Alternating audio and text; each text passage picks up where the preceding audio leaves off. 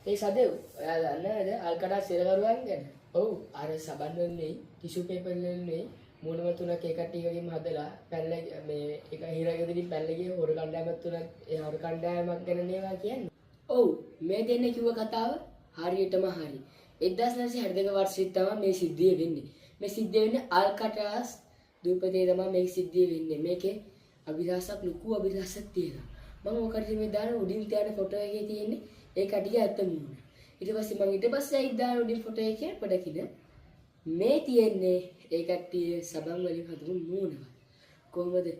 ඒ කියන්නේ ඒ කට්ටිය එච්චර කලාත්මක වෙලා ටික කාලයක් ගත කරලා තමයි මේක කරන්නේ. ඔය කට්ටිය ඇහුණ ඇති මේ දෙන්න කිව්ව එක සබන් වලින් තමයි සබන් වලින් පේපර් ටිෂු වලින් තමයි මේක හදලා තියෙන්නේ.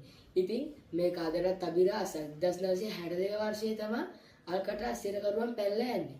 මේක අදටත් අභිරහසක්. මං හිතන්නේ මේ වෙනකොට ඒ කට්ටිය ජීවමතුරු නැතුව ඇති. මොකද මේ කට්ටිය මේ සිරගෙදරින් පැන යන ඒ කාලය වගේම 25ත් 30ත් අතර පුද්ගලයන් තුන් දෙනෙක් තමයි ඉඳලා තියෙන්නේ. අපි ඒක හරියට වයස දන්නේ නැහැ. අපිට තියෙන්නේ සදාම වෙලා තියෙන්නේ 25ත් 30ත් අතර. කියන්නේ 1962 කියන එක කට්ටිය පැනලා ගියේ. දැන් ඒ කට්ටිය නෑ.